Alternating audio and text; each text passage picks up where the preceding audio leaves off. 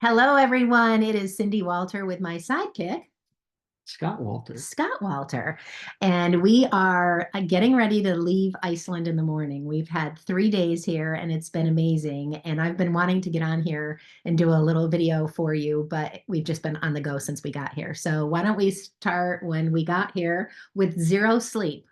I've never had an overnight flight that I didn't sleep a wink, not 1 second of sleep all night long. And he got We, like 20 minutes. 20 or 30 minutes max. We left Pittsburgh at 8:30 p.m. on Mhm. Sunday night. Yep. And arrived here. Arrived here at 6:30 a.m., which would have been 2:30 a.m. our time back in Pittsburgh. Zero sleep. And then we went right to the Blue Lagoon, Well, first we rented a car. rented a car, went right to the Blue Lagoon. And I kind of whined and complained a little bit Do about they it. know what the Blue Lagoon is? Go ahead and explain. Well, the Blue Lagoon is the number one tourist attraction in Iceland, and it's only about 15 minutes from the airport, but it's an area of very intense geothermal activity, and there's a lot of volcanic activity on Iceland. And the Blue Lagoon is a place where it's a natural hot springs, basically. Mhm. You can relax and hang out. And so we went there, and I was at the Blue Lagoon 35 years ago, and he kept asking me, "Does it look familiar?" And I'm like, "No, it really doesn't." Once I got into the water, it did, but now there's hotels where there weren't before, and there's a bar out in the lagoon. And I made lots of new friends.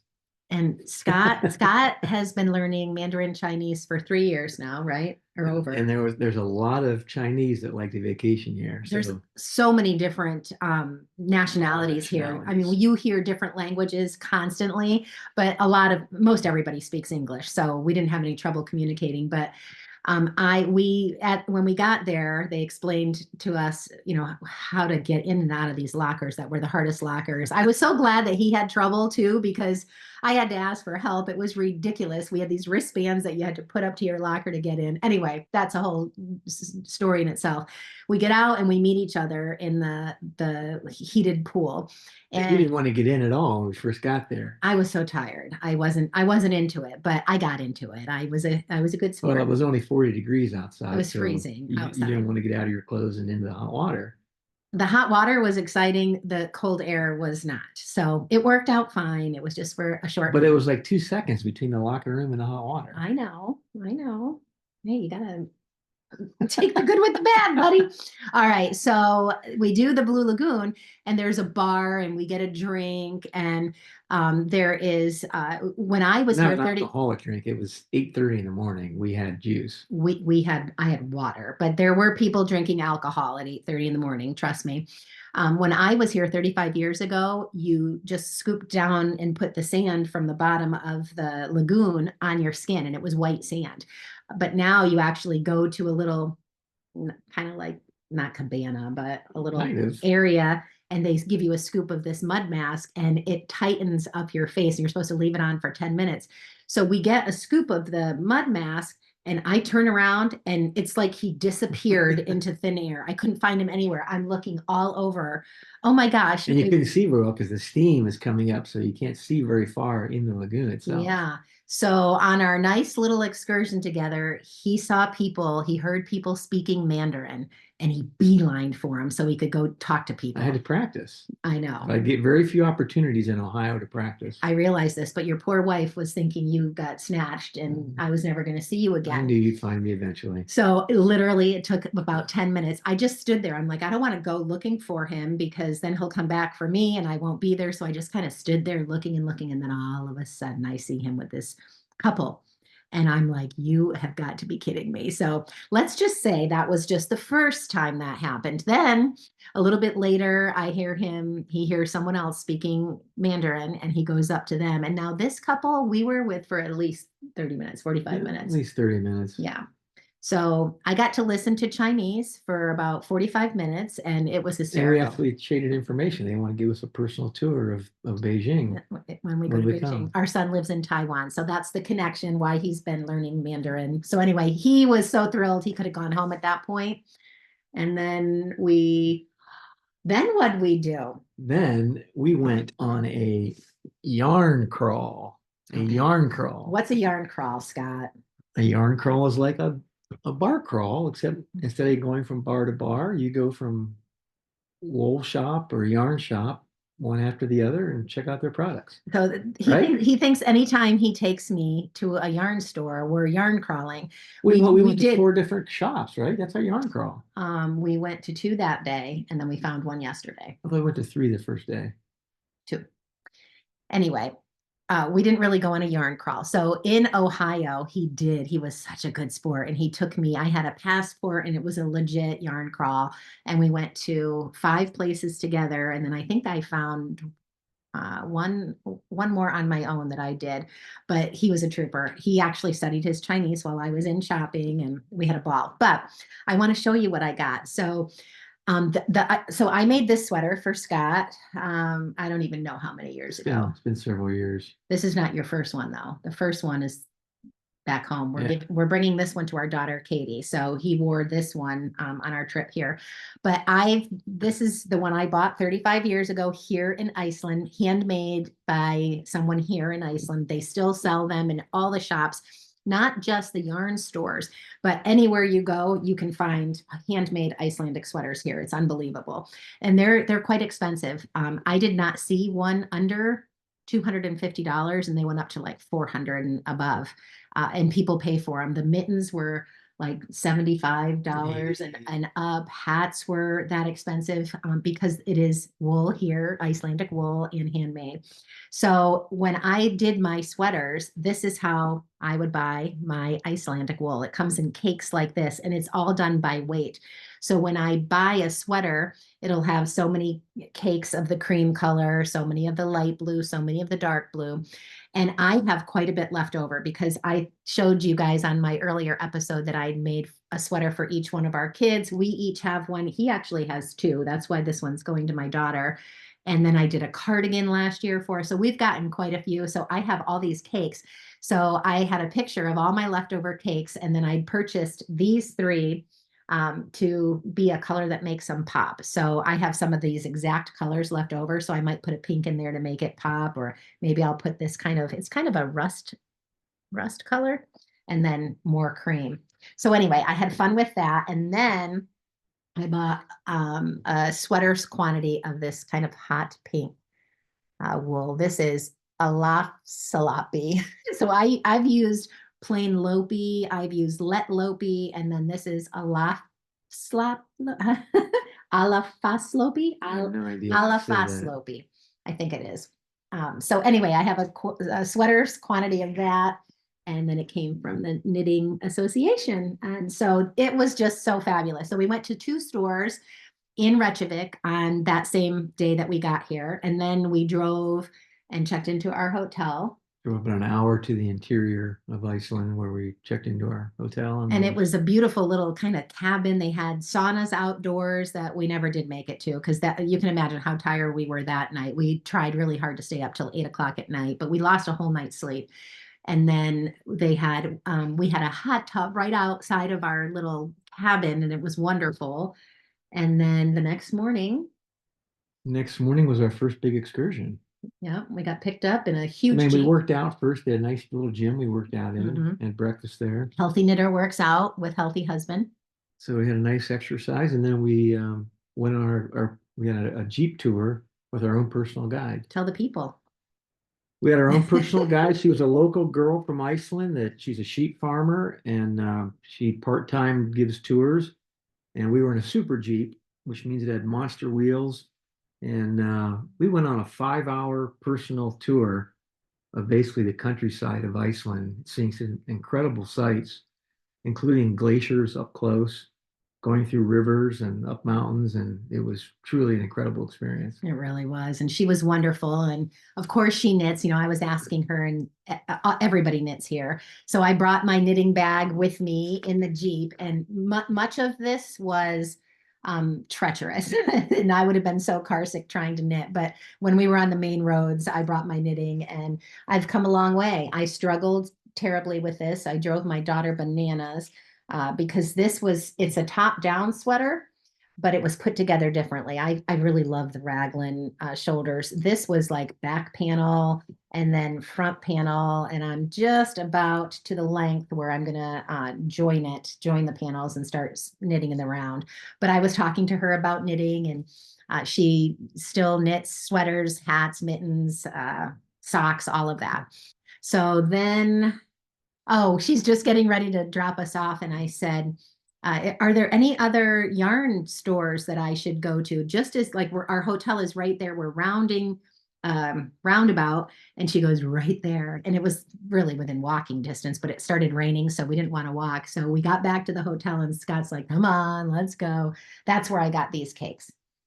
That's where I got those.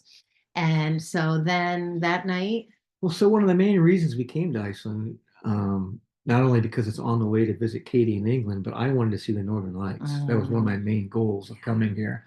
But the first night, we asked to be put on the call list for the hotel. They will call you with a wake-up call if there's an opportunity to see them. And this time of year, chances are about 50-50. We were so tired. I don't know if we could have got up that first night or not, but there was no phone call. There was no opportunity that night to see them. So it was the next night that it was real cloudy. Yeah, it was after when we started off on our Jeep tour, we were supposed to go to the top of a glacier and get a gorgeous view, but there was no view to be had. It was very, very foggy and misty. So she did a different tour, which was a blast. I mean, when we went, we didn't just go through puddles of water. We went through like rivers, and it was just a lot of fun. And so now I lost my train of thought. So when we got back to the hotel, so then it cleared up. So we actually got out of the Jeep, we walked around a little bit, hiked a little bit, got some great pictures. The sun came out, but then on our ride back it started raining again, and then the night was just cloudy and really not very nice. So and I asked the girl at the front desk, I said, I need to ask you a question if you promise not to laugh. And she promised. And I said, can you put me on the call list tonight again for Northern Lights for the wake up call? And she kind of she grinned, but she didn't laugh. And she said, yeah, it's close to zero probability tonight because they have a computer tracking system. They can see the probabilities by the hour. And she said it's close to zero tonight. I said, well, I'll just put us on the list just in case. So we go to bed last night, and we're pretty well packed because we had to get up early this morning for our last excursion, and then we were moving hotels. We're down at the airport now, and at 2 a.m., when you know it, that phone rang. We couldn't believe it. And so we hopped out of bed, and I had to go to the bathroom, and he ran out so fast it wasn't even funny. And I went to the bathroom, and I came out, and he goes, "Come on, you're missing it, you're missing it." I didn't realize it would go that quick. It's not something that you see and it lasts for hours. It can be, but in our situation, it lasted maybe 7 minutes, maybe 7-8 minutes at the most, but it was spectacular. I mean, it was totally worth it. And it was so cool because it even looked cooler when you tried to take a photo of it. So you could see the green lights in the sky, and you'd put your camera on, and it just illuminated. It was really, really cool. And when you see the Northern Lights, they're constantly moving and shifting as you're standing there. Those of you who have seen them have probably experienced that, but it's truly a show because things are moving around, and a green appears here, then it appears over here. It's really cool. And then we made a friend. What was his name again? Anthony? Tony, yeah. Tony from Spain came out, and he'd been drinking a little bit. All he kept saying is, "I'm so drunk, I'm so drunk." And it was so funny. He was a very nice guy. He actually took a great picture of us, and he was wonderful, but there was Tony. So anyway, that was magical. It really was. And it was before I went to bed last night. I actually prayed that we'd have the opportunity to see the Northern Lights while we were here, and prayer answered. It was great. Fabulous. So then this morning we got up, no time to work out today. We were planning on doing some hiking today, and we did. We did some walking today. We first hit the geyser. So we got to see geysers coming up, hot springs, the water's bubbling, and then it comes up, and we got some good photos there. And it was kind of misty and rainy all day today, thus the hair. And then we went to the waterfalls. Yeah. That was unbelievable. Kind of the equivalent of America's Niagara Falls. Just some huge waterfalls here. Just beautiful. Yeah. Yeah. And then we went to this really cool cafe shopping area where we picked up our bus, which was also on stilts and very high to get through the tough terrain. And we drove 35 minutes To a up base camp. into the biggest glacier here, Not the right? biggest glacier, but one of one of the one larger of the glaciers. largest glaciers here. And we got to base camp, and because it was raining, they had us. So I had on, this is a long sleeve black shirt. I had this Icelandic sweater on, sweatpants, warm socks, and then we put. It was almost like it brought me back to putting snowsuits on my kids when they were little. And those of you that are moms, you know how exhausting that is, getting everybody in their gear and getting them out of their gear. Well, it's harder to do it for yourselves. Let me tell you, you could barely. There was, I don't even, 50 of us on our bus alone, and there were multiple buses coming in and out. We were all trying to put these snowsuits on. So we get the fur lined, and I'm sure it was wool lined snowsuits on, and then it was raining. So then they put a raincoat from head to toe on us after that. We did it. So we go out, and I asked at the end of this trip, I asked our tour guide, I said, on a scale of 1 to 10, like, how does that rate as far as the day, the weather? And he said, oh, With a one being the worst yeah, and 10 being the best. yeah. He said that was a 2. But Very, we, very icy. It was almost like we were on top of a glacier in the middle of a rain cloud, riding snowmobile. So it was very icy and slushy and a lot of water, but still surreal to be on top of a glacier riding snowmobiles. I mean, we didn't know any difference, so we thought it yeah. was fantastic. Yeah, I mean, we didn't have probably the spectacular view you'd get on a clear day, but it was so fun. And we didn't share one, we did them separately. And we went through water, like not little puddles. It was like big, big, big puddles, and, just shot right through them with these snowmobiles. So that was really, really fun.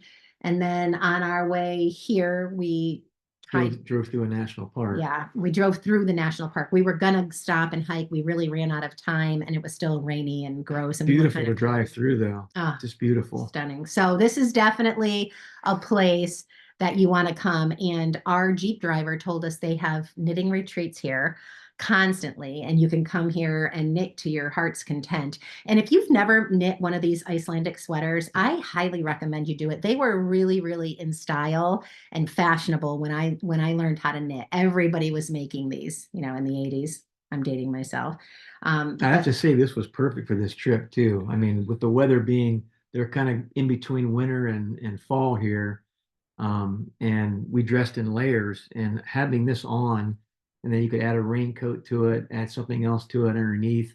It was perfect for yeah. getting around this And week. we will wear these on when we hike, like in the like late fall, winter. So we've done early spring hikes in northern Michigan, and they're perfect for that. Great for football games and tailgate parties. Yeah, anything cold. It's an itchier wool, so I know a lot of people are concerned about that and maybe don't make them because of that, but you always wear something underneath it so it doesn't itch you. Like I could never wear this on my skin, but it's wonderful with a layer underneath it, and it's insulating and it's warm, and you don't have to wash them often because they're not on bare skin. So 35 years later, when I walked into the Knitting Association, they recognized the pattern. And I think I romanticized what was going to be like. I thought they'd be like, oh, you're here, after 35 years. And they did recognize the pattern. They still have this pattern there, which was crazy. And that was about it. That there was no more help after that. I was hoping. The lady yesterday was wonderful. Like she really spent time with me and explained to me everything. And I showed her my picture of the wool that I had at home. And she was like, oh, you need a couple colors to maybe make them pop to do another sweater. So I was expecting that when I went to Reykjavik, and I didn't get that, but it was just cool to see all the sweaters. And I did get a little kit for my daughter. I'm bringing her. Hopefully, she won't see this before I see her tomorrow.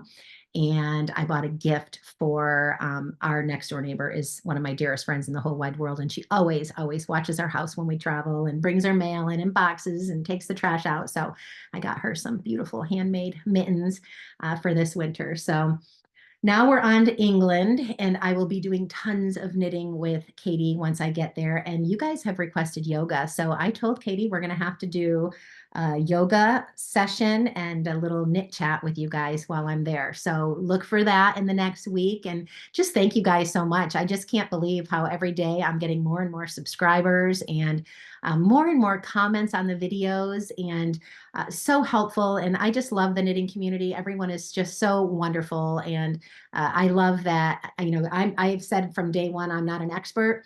But I'd love to share with you tips and tricks that I do have and things that I've done. And I want to bring knitting to people to help them de-stress for their health, and then certainly be able to help my knitting friends as well. So thank you for joining me. Oh, my daughter's calling me, and we will see you soon.